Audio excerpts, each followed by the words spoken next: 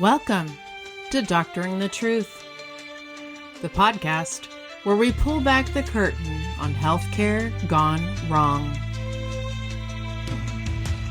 I'm your host, Jenna Tennell, and with me is my delightful co-host, Amanda House. We're two doctors of audiology here to bring you inside real-life cases where once trusted healthcare providers veered off the ethical path into criminal territory.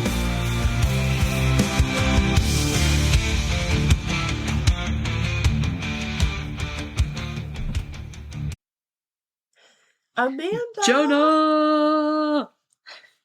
Hey, Hey, yo. How you doing? I'm great. Are you better than last I week? am. Can you tell I'm better than last week? I can tell that you are much better than last week. I am much better. But, we've gone from virus, cold, flu season to allergy season. They kind of just blend into each other. They do. So there's a lot of snuffling happening. I was driving myself nuts, which, when you're driving yourself nuts, that perhaps it's really even that much more exponentially annoying to the listeners with my sniffling. So I'm going to try not to do that. I will say you did a great job editing out my sniffles last time. I knew where there would be a sniffle and I was like, oh shit, it's gone. She just bloop, so, delete. I've learned the speech envelope or the acoustic envelope of a sniffle, and I actually screenshotted it, dear listeners, and sent it to her, and I was like, look how cute your sniffle is. Yeah, I should actually post that. And it's a cute little sniffle envelope. Yeah. Well, we all geek out over different things, right? For sure. Hearing science is your thing, I guess. I guess so. Should have been a speech therapist. No. I was going to say, no, I can't even get that out. Well, listen, remember last week when I told you about Cozy Earth? I remember. I was there. It was rare. I was there. Listen, this is the time of year. It's Mother's Day's coming. Happy Easter. Oh, anyway. Yeah, happy Easter. Mother's Day is coming, and what better way than to provide your mama with luxury sleep with Cozy Earth's best-selling bamboo sheet set, made from 100% premium viscose from bamboo and its ultra-comfortable PJs. They are known for cooling and moisture-wicking properties. Cozy Earth's bamboo bedding is perfect for hot sleepers seeking a restful night's sleep. The oversized fit and incredible soft drape of these sheets only improve with each wash, making them a standout in luxury bedding. Their pajamas set brings a touch of elegance to relaxation, combining style and supreme comfort for nights in. My favorite kind of nights. Mm-hmm. You feel me? Cozy Earth's products are a favorite among celebrities. We talked about, I don't know if I mentioned Kris Jenner loves their bamboo sheets and claims it as her nightly essential. She raves about their softness and cooling comfort. And we talked about Oprah. For 7 consecutive years, included Cozy Earth on her favorite things list.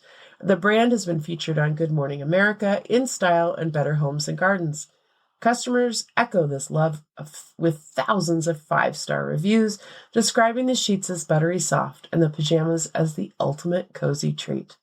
With free shipping on orders over $50, a 100-night sleep trial, and a 10-year warranty, Cozy Earth will bring lasting luxury and comfort into your home. I'm sorry, 10-year warranty? Nuts. My sheets can't. Are you kidding me? My sheets, I get holes in them because I'm trying to get them over the corners and ripping the sides. And 10-year warranty, that's amazing. All you got to do, dear listeners, to get a whopping 41% off, along with free shipping over orders of $50, is to go to CozyEarth.com and use our promo code Stay Suspicious.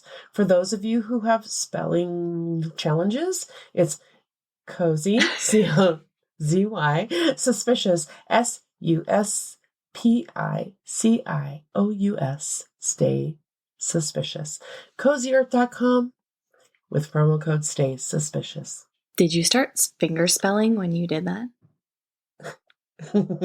I might not be able to help myself. I liked it. At some point we'll do we'll do a live, and then the listeners will be able to see some of the ad hoc stuff that goes on here behind This the will scenes. be in the past when you hear this episode, listeners, but I did just post on Instagram story on Doctoring the Truth podcast on Instagram, a picture of my little pod setup here. So it says on Mondays we record. So, Oh, I kind of want to see that too, because I haven't cracked an invite over there to your new little house. well, you're welcome whenever. You just have one of those standing invitations. You don't need a formal. I'm just gonna have to invite myself. And You just crash that drive on podcast. over. A little knockaroo. Raven will let me know you're here. Yeah, she will. I have very much been looking forward to this episode. Black market bodies. Are you kidding me? Yes. Well, thank you. Like I said, I after the last few episodes, I kind of wanted to do something lighthearted, but it's not lighthearted, but it's just different. So here we go. Today on Doctoring the Truth, we'll go inside the chilling world of black market body brokers. Where the line between I like that I have a bit of a cold still, so I can kind of get into that really like grainy, dirty, like black market body broker. Yes. Thank you. Thank you. Creepy. Where the line between donation and exploitation disappears. Okay, but seriously, there's a trigger warning for those who need it. This episode covers some particularly gruesome descriptions of human remains. I try not to go into too much detail, but if this is a topic you find disturbing, I put in my notes, you may want to listen to reruns. Obviously, you want to catch up on our podcast. This is episode Lucky 13. So if you haven't listened to the first 12, you're missing out. Go back. Maybe you don't want to hear about body parts. However, if you have listened, I would suggest going over to our friends. I wish they were friends of the podcast. Maybe someday they will be. But our Morbid girls, who today started their Zodiac Killer series. I can't believe they haven't done it already. So, go listen to Morbid. All right. So sources for today's episode include Reuters Investigates, CBS Denver 7 Investigates, and a book called Body Brokers in 2006 by Ann Cheney. Remaining sources will be cited in our show notes. Listeners, it's harder to sell hot dogs on a street corner than it is to sell a human body in America. That's not an exaggeration. That's a quote from someone who's actually done it. Not sell a hot dog, but sold a body. So to sell a hot dog, you need a permit, a license, and a food safety plan. But to sell human remains, no need. You'd think donating your body to science would be a noble act that helps medical students learn or researchers make life-saving discoveries. But what if I told you, behind closed doors, those bodies, like your grandmother's, your neighbor's, and even yours one day, are being carved up, sold off, and shipped across the country, often with no oversight at all. No license, no inspections, no oversight. Thousands of Americans donate their bodies to science every year, hoping to contribute to medical breakthroughs, but many of those bodies are ending up dismembered, boxed, and shipped to labs, training centers, and even military bases. Some are sold for profit, and some are desecrated. Some disappear. Gulp. The idea of donating your body after death can be comforting. It feels like a way to give back, to help future doctors learn and scientists study diseases. Most people assume their remains will go to a medical school or research institution, but there's a whole other side to this world. A murky, underregulated network of businesses that harvest, dismember, and sell body parts for profit. According to a Reuters Investigates report, dozens of these companies are in the United States. They call themselves non-transplant tissue banks. And while organ transplants are tightly controlled by federal law, whole body donations are practically unregulated. Many of these operations are legal technically, but the ethics, that's where things fall apart. This episode explores a largely hidden and unregulated world of underground body brokers, tracing the practice from its origins in 19th century grave robbing to the modern-day multi-billion-dollar industry of human body part commodification. Let's examine this dark but thriving marketplace further. The trade in human bodies has existed in the shadows for centuries. While the use of cadavers in medical education and research has been essential to scientific progress, the line between ethical use and exploitation is often perilously thin. In the modern world, with advances in transportation, preservation, and digital commerce, the sale of human remains has evolved into a complex industry involving funeral homes, tissue banks, educational institutions, and underground brokers.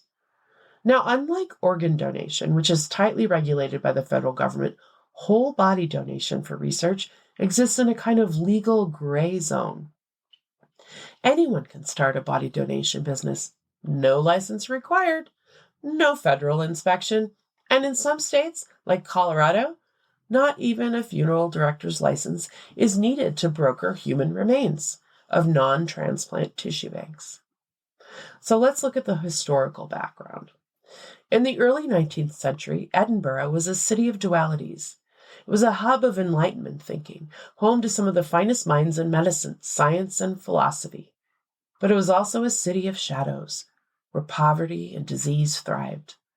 Medical schools in Edinburgh were among the best in the world, but they faced a peculiar problem. They needed bodies. Cadavers were essential for teaching anatomy, and the law, it only allowed the use of executed criminals. With only a few executions a year, supply did not meet demand. That gap gave rise to a new profession, the resurrectionists, body snatchers who dug up fresh graves by night and delivered cadavers to medical schools by morning. Enter William Burke and William Hare, two Irish immigrants living in Edinburgh's Westport, scraping by in the working-class underbelly of the city. Their journey into the macabre began not in a graveyard, but in a boarding house. A fellow lodger died of natural causes, and Hare saw an opportunity.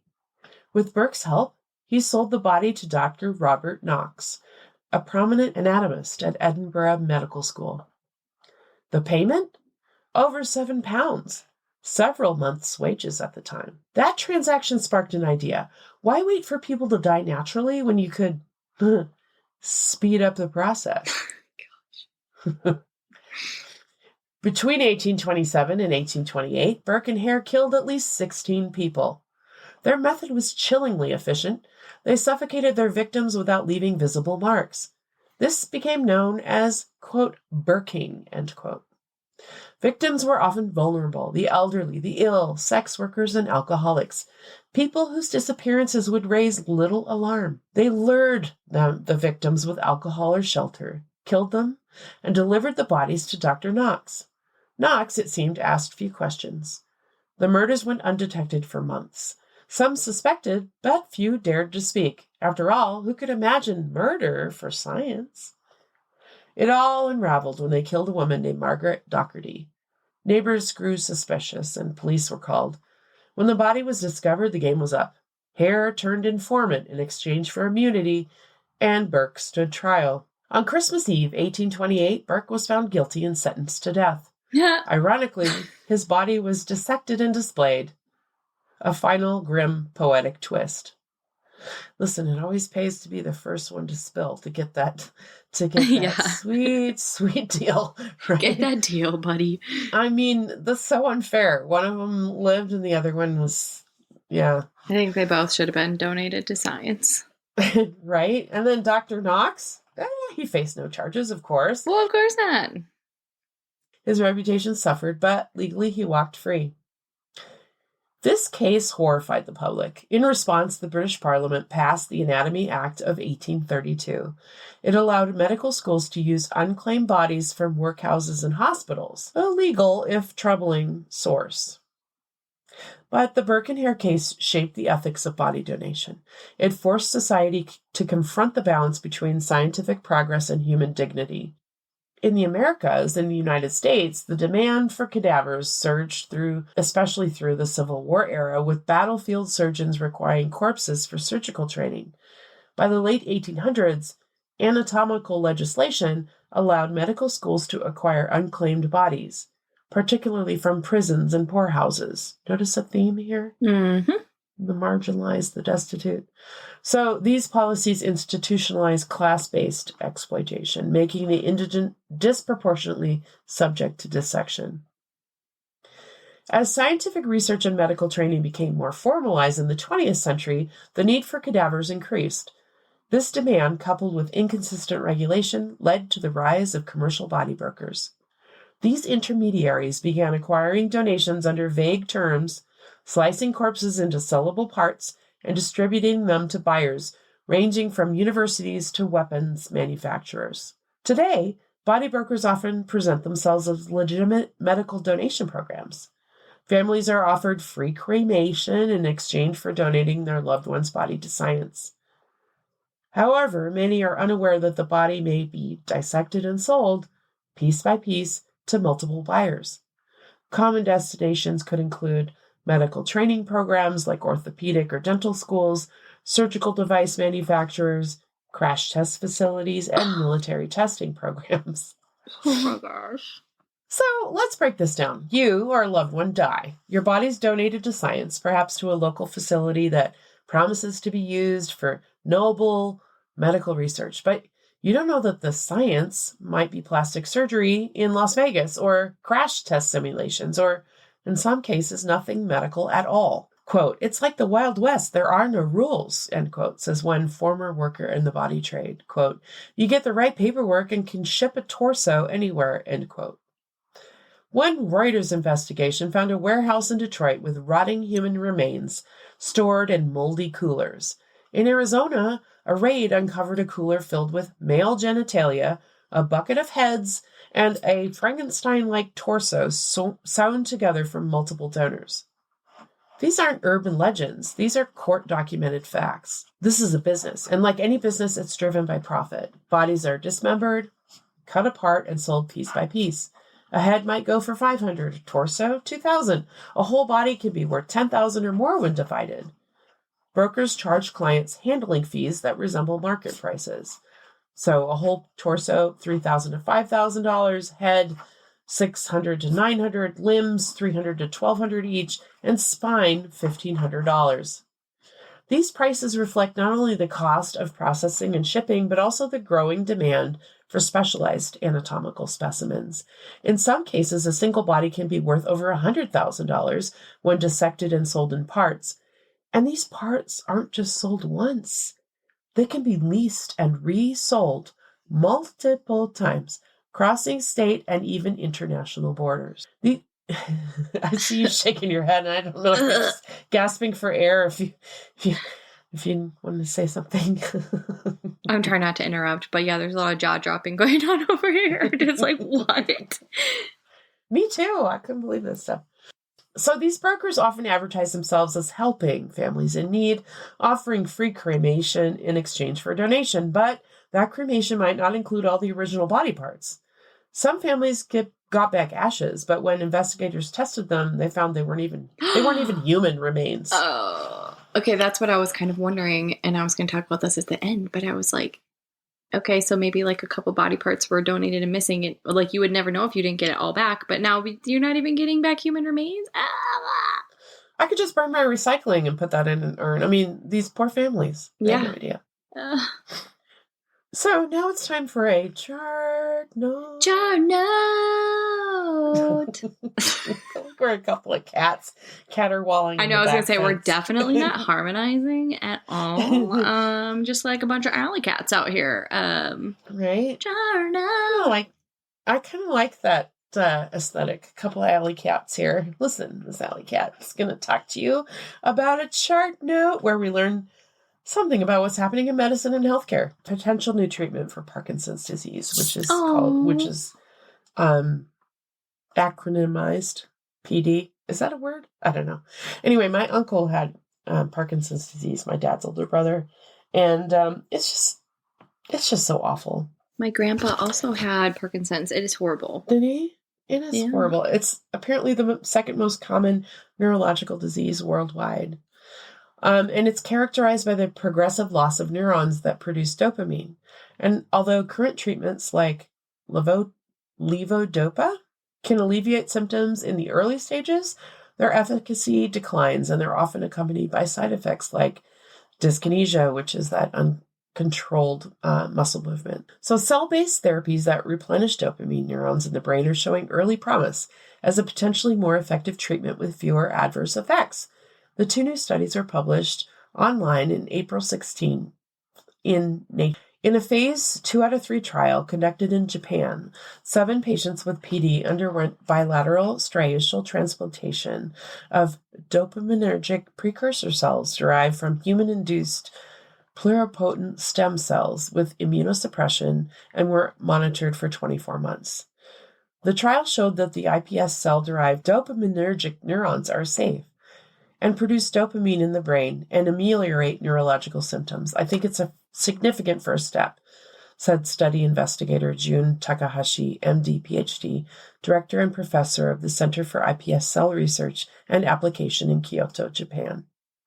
No serious adverse events were reported during the study period, and the transplanted cells produced dopamine without forming tumors, which is a serious risk associated with stem cell therapy.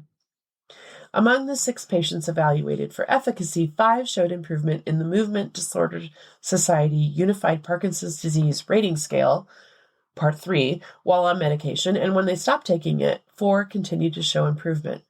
The average changes of all 6 patients were 20.4%, and 35.7% for the off and on scores, respectively. Takahashi noted that cell transplantation can be applied when medication for PD becomes less effective or causes side effects.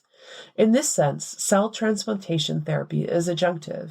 In the future, the best scenario is that cell transplantation alone can replace lost dopaminergic neurons and cure the patient, Takahashi said. In a separate phase 1 clinical trial also published in Nature, an off-the-shelf dopaminergic progenitor cell project derived from human embryonic stem cells was grafted bilaterally into the putamen. The putamen is a word from Latin meaning nutshell, and it's the subcortical nucleus with a rounded structure inside the basal ganglia, which is like deep inside the limbic system of the brain. So they did this in 12 patients with Parkinson's disease from the United States and Canada. 5 of these patients received a low dose, and 7 received a high dose, coupled with a year of immunosuppression. So for those listeners who don't know, typically this involves steroids or other such medication that suppress the immune system to keep the body from attacking itself, but then it also makes you more vulnerable to attack from other, community-borne illnesses or viruses, etc. So, there's a risk involved. But the trial achieved its primary objectives of safety and tolerability up to 18 months after transplant, with no adverse events related to the stem cell product. The transplanted cells survived, became engrafted, and produced dopamine with no evidence of graft-induced dyskinesias. And again, dyskinesia is involuntary muscle movement. The secondary and exploratory clinical outcomes showed improvement or stability, including scores that improved by an average of 23 points in the high-dose cohort, reflecting improved motor function without Parkinson's disease medication. The author of Nature News and Views said these results are encouraging because they show the use of allogeneic transplants, so stem cell transplants, for the treatment of PD, and that it's likely to be safe. To confirm their effectiveness, however, more research is needed. These 2 trials were small, open-label studies in which both the investigators and the participants were aware of who received what treatment is necessary, wrote Hideyuki Okano, MD, PhD with the Keio University Regenerative Medicine Research Center in Kawasaki, Japan. Because of this, there's a possibility that the results in efficacy were influenced by the placebo effect or investigator bias. Nevertheless, the fact that both independent trials proved to be safe and hinted at possible efficacy is an important step towards the establishment of this cell therapy for Parkinson's disease in wider society. The next stages of clinical trials, phases 2 and 3, are awaited to fully assess the efficacy of these interventions, Okano concluded. Commenting on this research, Michael Okun, MD, medical advisor for Parkinson's Foundation and director of the Normal Fixel Institute for Neurological Diseases, University of Florida Health, Gainesville, go Gators, noted that over the past 2 decades, stem cells have generated tremendous interest, excitement, and hope for Parkinson's disease. These 2 most recent studies are small but promising. He cautioned that it's tough to judge short and long-term outcomes because each of the 2 studies includes so few subjects. The safety of each approach was reassuring, and one very important finding was the absence of runaway dyskinesia, which was a showstopper for previous Parkinson's stem cell trials, he said. Oken also said it's important for patients and families to be wary to what has been referred to as stem cell tourism. Okay, so here I am trying to find an uplifting study that says, oh, we're on the verge of possibly an effective treatment for something that's so terrible.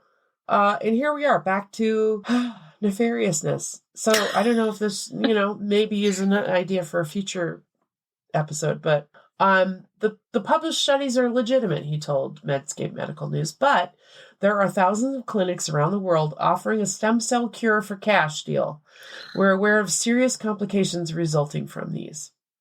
We recommend never paying for an unproven experimental treatment. We also recommend that before you say yes to anyone approaching you for cash or with cash for a stem cell treatment, you request copies of 2 critical documents: the Institutional Review Board approval to conduct research on you as a human subject, and also the informed consent form. Bring the documents to your doctor and healthcare team for discussion and shared decision-making, said Okun. Because why wouldn't someone just try to take advantage of these people? Are you kidding me? I'm like uplifted about this Parkinson's disease, and here we are. We're back to but watch out for the scammers and medical malfeasance, right? Okay, so that was an unintentional, another rabbit hole that we'll probably go down in the future, which means this podcast is unfortunately never going to run out of ideas because there's always people suck. Good. Right? Okay, back to the episode. Organ trafficking and the shadow market. The shortage of organs for transplant is a global crisis. While the World Health Organization, otherwise known as WHO, estimates that 10% of all organ transplants are performed illegally, the real number may be higher. Desperate patients travel abroad for illicit surgeries, and impoverished donors are coerced or misled into giving up organs. Transplant tourism brokers in South Asia, Eastern Europe, and parts of Africa coordinate between poor donors, private hospitals, and wealthy patients. These brokers often forge medical documents, bribe hospital staff, arrange cross-border travel, and use shell companies to launder their profits. Donors often receive little aftercare and suffer long-term health effects, including renal failure, infection, and psychological trauma. Recipients are at risk for rejection and infection due to unsanitary procedures. The reach of American body brokers isn't confined to domestic borders either. Since 2008, body parts from American donors have been exported to at least 45 countries. In nations where cultural or religious customs limit the use of their own dead for medical purposes, there's a high demand for cadavers and body parts. This international trade further complicates the tracking and ethical considerations of body donations. Body parts from American donors have been exported to at least 45 countries, and thousands of parts are sent abroad annually. Demand is high in nations where customs limit selling or dissecting their own dead. In U.S. law, the National Organ Transplant Act in 1984 criminalizes the sale of human organs, but does not regulate body parts used for education or research. The Uniform Anatomical Gift Act varies by state and often lacks enforcement mechanisms. Tissue banks are subject to FDA oversight, but only a fraction are inspected annually. International guidelines include the WHO Guiding Principles from 2010 that emphasize voluntary, unpaid donation and transparency, and then the Declaration of Istanbul in 2008 that condemns organ trafficking and transplant tourism, urging countries to become self-sufficient in organ donation. There are many ethical issues involved, such as informed consent. Many families are unaware that donation to science may involve dismemberment and resale. Commodification, treating body parts as a commodity raises moral concerns about human dignity. And exploitation. Poor populations are disproportionately targeted for organ sales and body donation schemes. So this brings us to a case study. We're going to talk about a few different examples of how this played out. In case study number 1, Colorado's secret industry. So we're going to zoom in on Colorado, one of the few states that doesn't regulate body brokers. In a stunning investigation by Denver 7 News, journalists uncovered one of the most egregious examples of body brokering, which took place in Montrose, Colorado, at the Sunset Mesa Funeral Home. Morgan Hess, the funeral home's director, alongside her mother, Shirley Cook, ran a side business on the same premises, a body brokerage firm. Families entrusted their loved ones to Sunset Mesa, believing they would receive traditional cremation services. Instead, many bodies were sold without consent, and families were given urns filled with non-human material. According to a Denver 7 reporter, for nearly a decade, 2 Colorado funeral home operators illegally sold body parts, and in some cases entire bodies, without families knowing about it, and often gave them ashes that did not belong to their loved ones. The FBI's investigation revealed a macabre operation where body parts were sold to entities across the country. The FBI raided the premises in 2018 and found over 600 body parts stored in appalling conditions. In 2020, Hess and Cook were invited to be indicted, baby. You are invited to your indictment. I like it. On charges of mail fraud and transportation of hazardous materials. Their actions not only violated the trust of grieving families, but also highlighted the glaring gaps in regulation that allowed such practices to flourish unchecked. Case study number 2, Science Care, the McDonald's model of body brokering. Oh my gosh. If the idea of body brokers still feels abstract, let's talk about one of the biggest names in the industry, Science Care. Founded in 2000 and headquartered in Arizona, Science Care isn't a backroom operation. It's a multi-million-dollar corporation and arguably the most well-known body broker in the United States. It pioneered a model that looks less like a medical donation center and more like a national logistics chain, borrowing efficiency principles straight from companies like FedEx or McDonald's. Science Care has developed what it describes as a national donor program with refrigerated trucks, regional dissection centers, and a seamless infrastructure that allows it to receive, process, and ship human remains across the country, quickly and profitably. Their marketing promises that donated bodies will be used exclusively for legitimate medical research and education. And many times that's exactly what happens. Body parts are used for surgical training, prosthetic testing, and anatomy programs. But critics argue that Science Care's scale and profit-driven model highlight the very problem with the lack of regulation. According to investigative reporting by Reuters, former employees described an operation run like a fast food franchise, with quotas, sales goals, and high-pressure logistics to keep up with demand. One former worker said, "We were encouraged not to think about the donor as a person. We were told to keep it clinical and efficient. Move product." I'm dying. Listeners, that product could be a shoulder, a leg, or even a whole torso, destined for a surgical lab or medical device training in another state or country. In 2016, Reuters reported that Science Care had received accreditation from the American Association of Tissue Banks. But unlike organ donation, this accreditation is entirely voluntary and doesn't substitute federal oversight. No federal law requires companies like Science Care to be certified, inspected, or even licensed in most states. So while Science Care appears to be more polished than the horror stories like Sunset Mesa, the fundamental issue remains.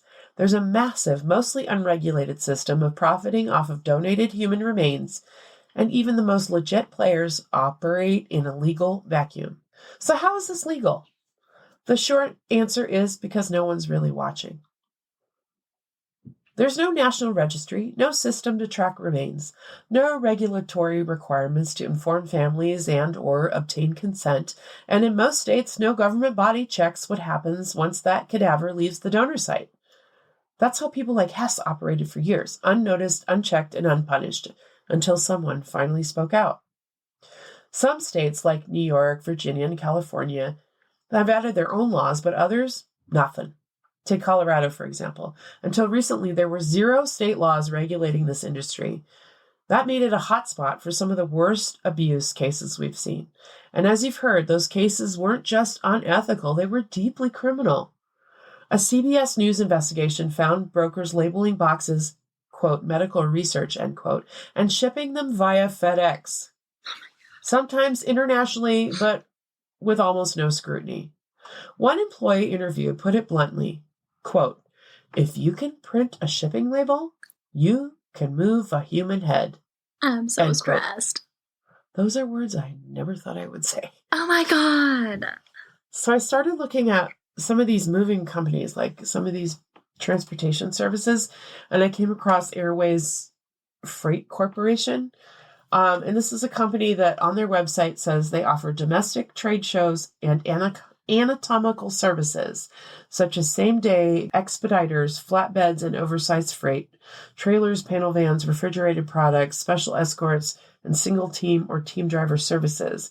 It also provides international services, including trade show services such as pre-show liaison, documentation and site agent pre-advice, site support, post-show disposal, and return shipments. So this company's referenced in the book, Body Brokers, that I talked about. And in her book, Cheney interviewed Mike Nimmo, who was at the time the marketing director of this company, Airways Brokers. And he said that about 80 and this was in 2006, so who knows, it's like 2 decades later, and how much exponentially it's changed. But at the time, he said that there was about 80 body part shipments a month using commercial airlines, FedEx, and UPS. And he's like, I don't know if I should be talking about this because I don't think the public realize that these products are being shipped through the general system. Yeah. And I'm sure that in November 2003, FedEx employees in Maplewood, Missouri would agree with that. They noticed an unmarked package along with Oh my God. 2 others bound for the same destination. One of them was leaking blood. Oh, I'm so stressed. They opened the package and found a leg and 2 arms. FedEx prohibits shipping human remains, but their clients do it anyway. The shipper was located in the Missouri case, but he wasn't concerned. He just told a local news reporter, well, boxes break. Shrug emoji. I'm just thinking also, like, what if it got delivered to the wrong address and you had a head show up at your house? It's just horrific. All of it is. And then there's the families to think about. People like Wendy, who was cited in the book. She donated her mother's body, believing it would help cure a disease. But instead, her mother's torso was sold to a medical device company and the rest of her remains were never returned. One man learned that his father's body was sold to the U.S. military for explosive testing. Another family only found out the truth years later when investigators knocked on their door. I mean, they're not just bodies. They're parents, grandparents, siblings. And for many families, this betrayal cuts deep. So case number 3 is one of our own, Amanda. It's about an ENT. Yeah. Ear, nose, and throat doctor. On July 24th, 1986, UPS workers at the Stanford Field Sorting Center in Louisville, Kentucky, or if I was going to be your coworker who's Louisville. Indiana, she says Louisville, Kentucky. They were inspecting cargo for an overnight flight when they spotted several boxes from Philadelphia marked aerosol. Now, UPS won't transport aerosol containers, so the workers removed the boxes. And that's when they noticed a smell. God. It was a sweet, overripe smell, like something had spoiled, like meat, perhaps. And the boxes were also leaking. Better open them up, the workers thought. No. Nestled... Don't. Nestled inside were 5 human heads wrapped in plastic. They looked alive but for their severed necks, which oozed a rancid, bloody fluid. The workers were appalled, obviously, and before long, phones were ringing at Dr. Richard Greathouse's office. He was a local coroner. He'd seen plenty of strange cases in his 29 years on the job, but this was one of the weirdest he'd seen yet. He said, I love this quote, something really hokey was going on. Oh. Hokey? That's what you call a bunch of severed heads in a box? You do the hokey pokey and you ship the head. Right. You put your head in, your head out, you FedEx it out, and you shake it all. Overnight shipping. Oh my gosh. So, of course, he jumped to the conclusion that somebody murdered these people and was trying to get rid of the evidence. I mean, wouldn't you? Yeah. I would be MFing mortified for the rest of my life. So Greathouse called the Philadelphia Police Department, and in a matter of hours, detectives traced the boxes to a 4-story Philadelphia mansion in the elegant tree-lined street of Rittenhouse Square. The limestone mansion was home to Dr. Martin Spector, a well-known ENT who lived upstairs with his wife and used the bottom floors of his house as his office. Inside, in a second-floor refrigerator. Are you ready for this? No, I don't think so.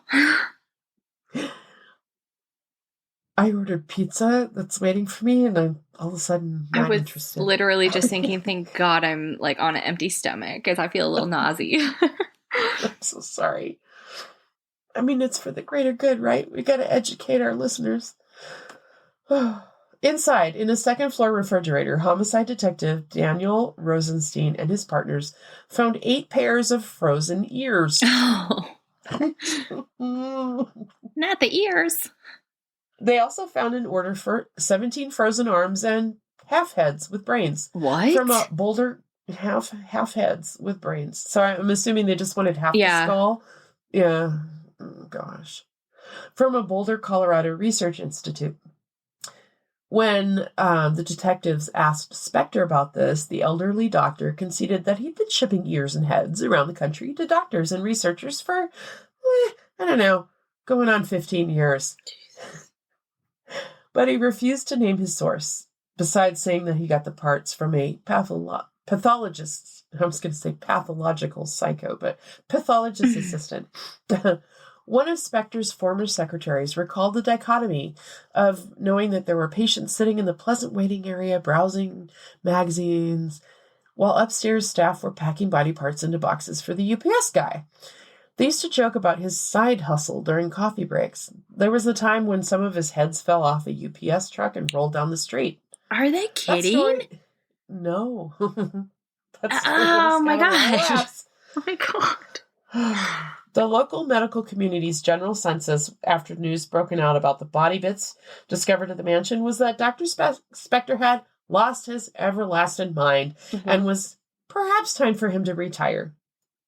His privileges at the University of Pennsylvania School of Medicine were suspended while the investigation continued. A search of Spector's downtown office revealed the names of several employees of local medical schools and a morgue worker. Morgue workers that move the bodies are called Dieners. D-I-N-E-R is the German word. Anyway, from the University of Pennsylvania, whom Spector admitted he had enticed to supply him with parts. The men stole the body parts from dismembered medical school cadavers and autopsied bodies in the morgue. Soon, Linwood Summers of the University of Pennsylvania Hospital was arrested after confessing that he'd been supplying Spector with stolen body parts for 10 years, earning $150 per head, $65 an arm, and $20 for a set of ears. Only $10 for one ear? Come on. That was my first thought. It was like, why? Why are the ears not worth much more? Anyway, on some occasions, he said he made as much as $2,000 in cash just for one delivery. Summers harvested the parts from corpses that had undergone autopsies at the hospital but weren't donors. Gross. So, Pennsylvania is one of the few states that prohibit the exportation of body parts. Go, Pennsylvania. I've been there. The law, yeah, you have. The law also requires that anyone receiving a donated body have a license from the state, which Spector did not. And the Philadelphia district attorney charged the employees, Diener and Spector, with conspiracy, theft, receiving stolen property, abuse of a corpse, and violating the health code by shipping body parts out of the state. Spector lost his medical license, and the others were all fired from their jobs. The Spectre scandal was the first of many to come. Many medical schools have exploited their generous donors repeatedly. The families of people who donate their bodies to medical schools rarely know anything about their destination. The consent forms they sign are likely vague, and many of the donors are trusting people, assuming that medical institutions and physicians will not betray them. Case number 4, even Harvard. The morgue scandal that shocked academia. So speaking of institutions, when we think of elite institutions, places like Harvard Medical School, we assume that layers of integrity, accountability, and honor. But in 2023, that image was shattered. Wow. The scandal began quietly. Recent. Whispers. Yeah, a federal investigation. And then a headline that stunned the medical community. Harvard Medical School morgue manager accused of stealing and selling human remains. For years, Cedric Lodge served as the morgue manager at Harvard's anatomical gift program. He had access to bodies donated in good faith, individuals who believed they were helping to educate future surgeons and researchers, but behind the scenes, Lodge was running a grotesque side operation. According to the federal indictment, he removed dissected parts from cadavers, including heads, brains, skin, and bones, and sold them to collectors, educators, and even self-described oddities dealers. Some transactions were arranged via Facebook and PayPal. Others were more macabre. One buyer was accused of tanning human skin to create leather. Okay, puts the lotion on the skin? Like... Another allegedly purchased 2 dissected faces and displayed them at home. Lodge even invited some of these buyers into the morgue itself, allowing them to select which remains they wanted to purchase. You know, a little browsing, a little window shopping. A federal prosecutor called it an affront to human dignity. I mean, some of this is Ed Gainsey, right? Like, didn't he make a purse out of his mom's? Yes. Hoo-ha or something. Anyway. Or a belt out of her chichas. Yeah. I like my scientific terms. I mean, this is so disgusting. So it wasn't just Lodge. His wife and multiple co-conspirators across several states were indicted, and their transactions spanned years and involved tens of thousands of dollars, all sourced from bodies entrusted to one of the most respected institutions in the world. For Harvard, the fallout was enormous. The school called it a betrayal of the Harvard Medical School community and immediately shut down the morgue and restructured the donor program. But the scandal raised a chilling question. If this can happen at Harvard, with the world watching, what's going on at smaller institutions, private brokers, or funeral homes where no one's watching? Mm-hmm. The truth? No one really knows. Some cases have led to criminal charges, but only for fraud or improper documentation, not for selling the bodies themselves, because technically that part's legal. Lawmakers have proposed reforms, including mandatory licensing, inspections, and consent forms, but only a few states have enacted serious regulations so far. There's no federal law stopping anyone from starting a body broker business tomorrow, and that's what makes this so dangerous. Every day, bodies are donated with good intentions, and some of those bodies enter a system built for profit and not ethics. Before the networks caught on, before the FBI raided funeral homes, and before Harvard's name was dragged into the body trade, there was a journalist named Annie Cheney.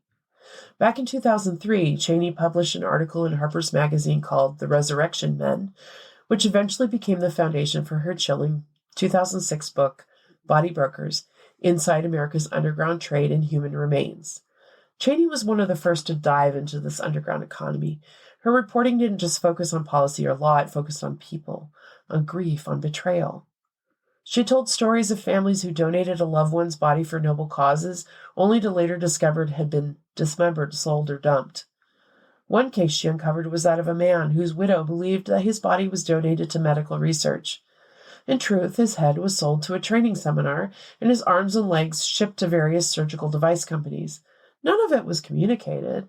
None of it was consensual, and it wasn't an outlier. This was the system. Cheney documented how body brokers preyed upon the poor, the grieving, and the uninformed.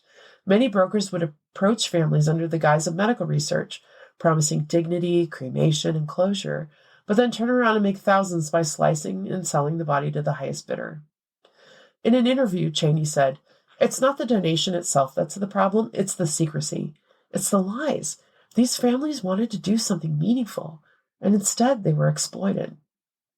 Cheney's work came years before national media really caught on. She sounded the alarm, and for a while, not many listened. But today, nearly 2 decades later, the stories she uncovered remain painfully relevant. Her book was the one that gave us the term we use today still, body brokers, people who profit off the dead, in the absence of regulation, in the shadows of science, and sometimes in plain sight. After everything we've uncovered, the scandals, the profit motives, the lies, one thing becomes painfully clear: the U.S. body donation system is broken, and it's not enough to expose the problems. We need to talk about solutions. If we want to protect the dignity of donors, if we want to ensure families aren't exploited, if we want to bring science and ethics back into an alignment, then reform is not optional, it's essential. So here are 4 recommendations that experts, ethicists, and investigators have called for, and they're long overdue in my opinion. Number 1, transparency and tracking. Imagine if we could trace a body from donation to final use, just like you track a package in the mail. A national registry could do that. Every donor, every transfer, every dissection, verified, logged, and accessible to the family and regulators. Some tech advocates have even proposed blockchain-based identifiers to make tracking tamper-proof and publicly auditable. No more backroom deals, no more vanishing cadavers. Number 2, standardized consent forms. Right now, consent documents vary wildly from one body broker to another.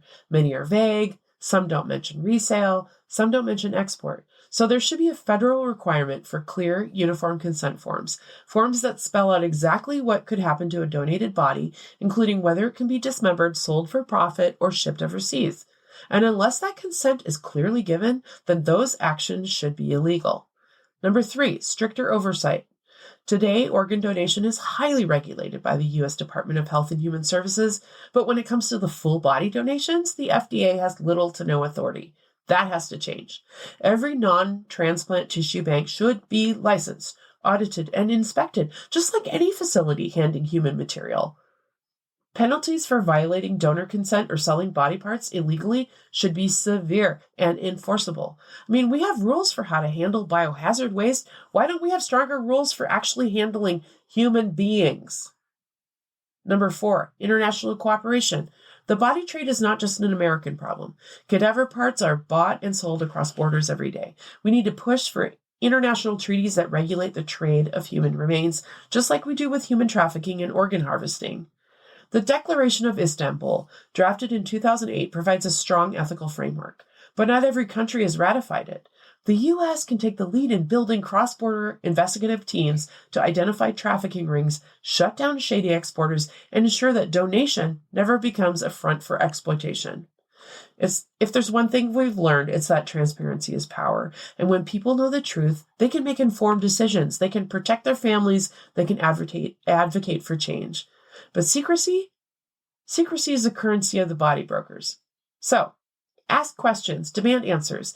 If you or a loved one is considering body donation, read the fine print, call the organization, ask where the body will go, ask what they'll do with it, and don't accept vague assurances. Behind every headline, behind every broken promise, is a real person who thought they were doing the right thing. They deserve better. And we owe it to them and ourselves to make sure the system does better. We need these changes in order to ensure respect for the dead while advancing care for the living. And once again, I've gone down a rabbit hole of a compassion plea that I didn't even know I had. And that's a wrap. But as you were reading those 4 ideas, in my head I was like, period, exclamation point, period, underline, bold, underline, underline. Like, can I get an amen? Hello, louder for those in the back. Thank you so much for bringing this to our attention, because honestly, I had no idea this was going on. Me either. So if people don't know what's going on, then, oh my God, also how gross and how sad for these families.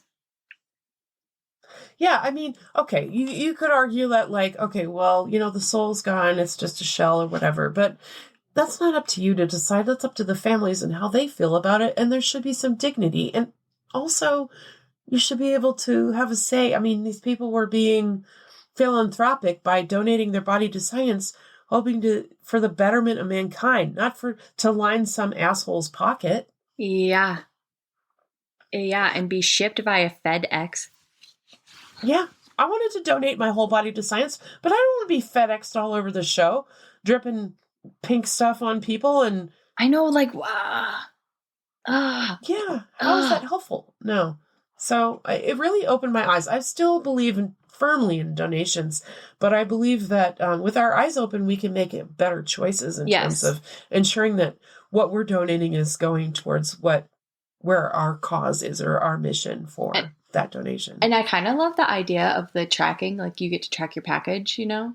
And so then like at the end you get to see like, oh, okay, like our loved one was received by X center and like this will help. Yeah. And it doesn't have to be like for a specific, like this is what the body part went to, but like this overarching goal of ours will help be reached by your donation. Thank you. It didn't go to Dr. Spoctor's freaking mansion. What if to be FedExed off for his personal extra profit, like he's not already making enough. Jeez, man. Yeah, man. I'm just so bitter about that. But yeah, I'm gonna start thinking about it now and wondering, like, why isn't there legislation out there about that? I know when my Tide laundry detergent has left the building in Chicago, and when Amazon has dropped it off at our intermediary center, whatever. Mm-hmm. How could you not know a person's human remains? I had to like highlight a couple things that you read. So some of these things were being sold to collectors and oddity dealers. Like, who the fuck are these people? First of all, I don't know if you recall the Dr. Sherman episodes where I had been in New Orleans, and where did I get that book? An oddity shop. Yeah. Yeah. And there were body parts in jars and things. But like, you don't. I would guess if I saw that, like, that's not real. Like, someone made it out of like a I thought like it was all clay or whatever. Oh my gosh. Now I'm upset that the book that I bought might have helped somebody buying. And the thing is, it's not illegal. That blew my ever-loving mind. Yeah. How is this? This is a massive loophole. This is a massive oversight. And God bless, what is it, Turkey? That figured out, like, in 2008, like, you know what, guys? We shouldn't be doing this. Lost my notes, but... Istanbul, yeah. Thank you. All right. So we have a medical mishap sent to us from a listener whose name is Trevor. We can share. Trevor. Hi, Trevor. Hi, Trevs. And Trevor writes, hi, with a bunch of eyes and exclamation points. And I vibe with that. So hi, Trevor. Hi. They say, oh my God, first of all, I love you guys so much. Thank you. Thank you. I love you too, Trevor. Trevor, hi. They say, I look forward to tuning in each week, and I'll admit that I do sing along to Jar Note. Bless. I love that. I love that. I've actually had other people tell me that they sing along to Jar Note too, so I love that. Oh, that's a thing. Just a bunch of us alley cats out here, and people are vibing with it. I'm here for it. So then they write, so I'm in my mid-30s, right? Same.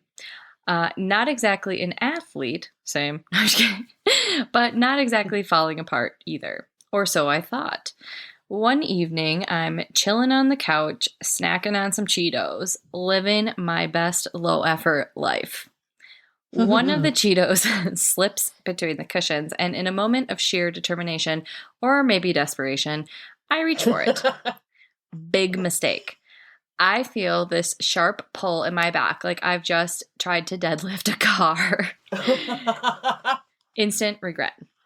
Oh, no. Now I'm in pain and limping around like I'm 90. So I go to grab what I think are my muscle relaxants. I pop one, flop back on the couch, and wait for sweet, sweet relief.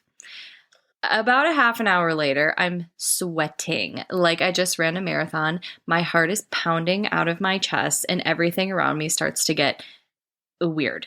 Like colors are talking to me weird. My roommate walks in and finds me sitting on the floor in my boxers, having a very intense conversation with a houseplant. Apparently, I was asking it for career advice. Uh-oh. Next stop, ER. First of all, Trevor, Oh, I man. feel like we are friends. Are we friends? Okay. So at the hospital, my heart rate is off the charts. My pupils are massive and I cannot shut up. I'm telling the nurse my life story and I can tell that they'd rather have peace and quiet, but I can't stop word vomiting out of my mouth. It was a whole thing. Aw. After some questioning and a little Sherlock Holmes style medical sleuthing, we figured it out. I accidentally took my cat's meds. Not just any meds, kitty ADHD pills, pet grade amphetamines. What? That's a thing? Oh my gosh. I was fine, thankfully, but for the rest of the year, and I'm sure for the rest of my time of my life, everyone, and I mean everyone, started calling me Whiskers. Trevor! Oh, thank you, Whiskers. Thanks, That was Whiskers. awesome. We're going to jump on the bandwagon. Thank you, Whiskers, our new friend Trevor. That was Oh my amazing. And gosh. you wrote that. So funny. You're hilarious. Thank you for sending That that was to amazing. us. Thank you, Trevor Whiskers.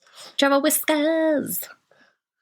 Listen, Amanda, Yeah. I feel like I've gone a little bit over, so I'm just going to get right to it. Mhm. What can our listeners expect to hear next week?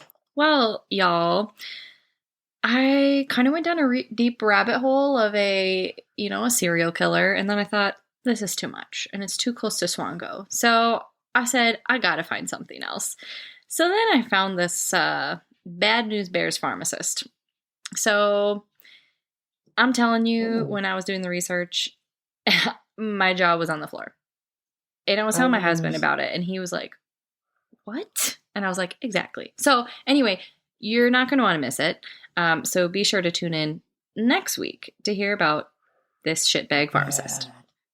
Bad Sorry for swearing. pharmacist. Yeah. I can't wait. That sounds amazing. Whee! But before we go, a sponsor number 2, we have a little discount code for you. For, I don't know. Do you ever get tired? You ever have a case of the yawns? Who? Moi? Yeah. Do I need an IV of coffee in my veins? Oh, well. Do I find that on hump day I'm a little bit lagging? Why, yes, tell me more. Well, Miss yes. Amanda. It's so funny that you mentioned coffee. Coffee, because there is a company called Strong Coffee Company, which brings a revolution to your coffee experience with its premium instant blends designed for those who seek both convenience and health benefits. I mean, what more could you really want? The Black Fairtrade instant coffee stands out, offering a robust and smooth flavor similar to a traditional cup of coffee, but enhanced with added benefits. Each serving is enriched with 15 grams of high-quality protein, 5 grams of MCTs, and 250 milligrams of adaptogens, including oh boy. I'm sorry, it's ashwagandha and theanine. Please, as Sabrina Carpenter was saying, cut out my snort. Okay. This you guys. I think we're high on this already. Just We're reading high on about it gives me ashwagandha and energy. theanine. Could you imagine Yeah. the kind of energy you get if you're actually drinking this? I'm like, good. Oh my god. This ensures Does ashwagandha and theanine ensure sustained energy, improved alertness, and a calming effect without jitters, Amanda? I would say so. This unique combination of ingredients promotes better sleep and mental clarity, making it an ideal choice for busy professionals. For those who prefer a creamer option, Strong Coffee Company's lattes combined the benefits of protein, collagen, and hyaluronic acid with organic Arabica coffee and healthy fats to fuel your mind and body for hours.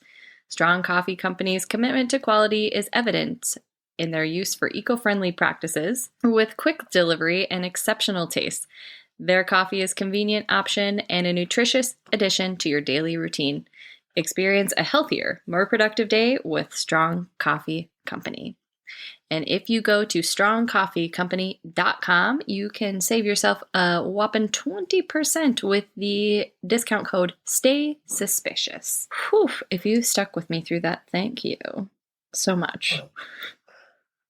It'll be worth it because you'll be awake. At least you'll be awake for it. And so until next week when I tell you about that pharmacist, don't miss a beat. Subscribe or following Doctoring the Truth wherever you enjoy your podcasts for stories that shock, intrigue, and educate. Trust, after all, is a delicate thing. You can text us directly on our website at doctoringthetruth@buzzsprout.com. Email us your own story ideas, medical mishaps, and comments at doctoringthetruth@gmail.com. And be sure to follow us on Instagram at Doctoring the Truth Podcast or on Facebook at Doctoring the Truth. Don't forget to download, rate, and review so we can be sure to bring you more content next week. Until then, stay safe and stay suspicious. Suspicious. Bye.